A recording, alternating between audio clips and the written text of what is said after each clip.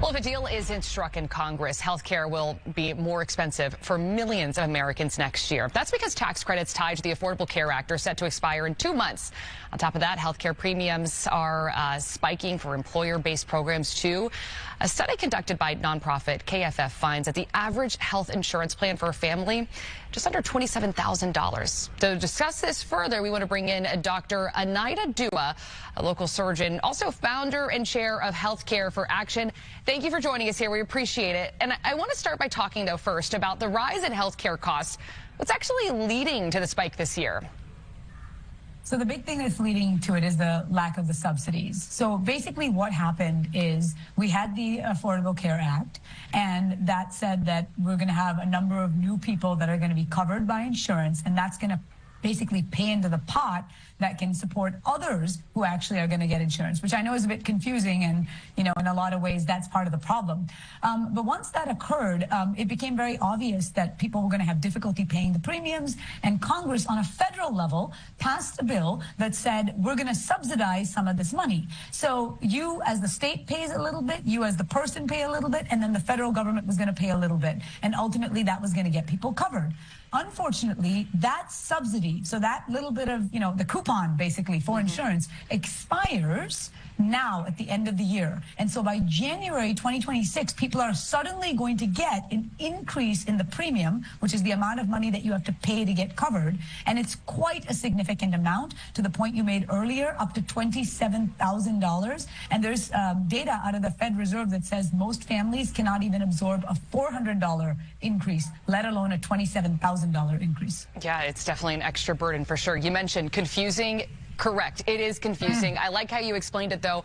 What would you tell people who are about to sign up, though, for the Affordable Care Act, either those maybe just looking to get on for the first time or renewing their benefits during open enrollment? I'll tell them one big thing as a surgeon. Unfortunately, in the United States, the #1 cause of bankruptcy is medical bills. It's so sad, but it is true. And so the most important thing is that in spite of all this terrible stuff that is going on, ensure that you get coverage and that you keep coverage if you are already on this Affordable Care Act or if you are on other types of insurance. Because if something happens and you get hit with a bill, that can be devastating to you and your family. So there's what we need to do right now, and there's what we need to do as a country moving forward. Massachusetts is amazing. Massachusetts has your back. We have mahealthconnector.org.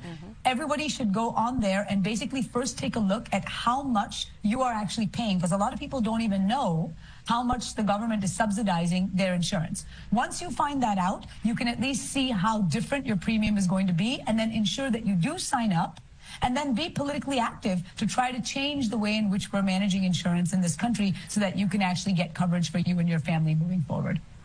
And of course, as healthcare, it's getting more expensive. As a doctor, are you concerned that people might just decide not to go see a doctor for any preventative care? And then could that cause a chain reaction of some kind of sorts, or more people end up in the ER and overloading the hospital systems?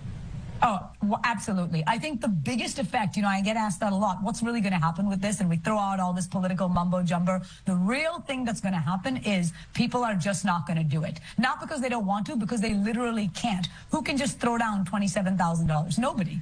And so at the end of the day, what happens is people do not get insurance, or they avoid coming to the hospital for things that maybe they could have gotten taken care of at an earlier stage. So, unfortunately, somebody may have a lump in their breast. They say, I just can't afford it. I'm not going to go check it out. 1 year later, it's full-blown cancer. And this is not to scare people. This is what's happening. I'm sure your people listening right now can say, yeah, I agree. Or they don't want to come to the ER, maybe not even because they can't afford it, but because they don't want to sit there for 10 hours. And they know because the ER is overloaded, that's what's going to happen to them. And indeed, that chain reaction will lead to people being sicker, and therefore the cost of their care being more when they finally are emergently pushed into it. That overloads the hospital, overloads the doctors, of course, and again, to your point, the chain reaction that affects the entirety of healthcare. So this is something that needs to get fixed immediately, and our government needs to step up and do a good job with it. Yeah, and then potentially also putting that person, the patient, in more medical debt if they already are. You kind of mentioned this earlier. There are some types of programs out there, specifically here in Massachusetts. But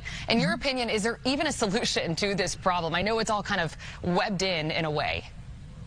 In my opinion, I think we need to rehaul this. We can't keep putting Band-Aids on things. At this point, the way we do reimbursement, the way we do insurance is so messed up in the United States that it needs a full overhaul. And if I was in charge, I would basically bring a number of intelligent people into a room and say, let's sit down and figure this out. If we can put someone on Mars, we can definitely figure out health insurance for our people in the richest country in the world. Very nice. All right. Well, we really do appreciate that perspective. And I know a lot of people, a lot of Americans, a lot of people here in Massachusetts impacted by this. It's a lot of money. Dr. Dua, thank you so much for breaking it all down for us. We appreciate it.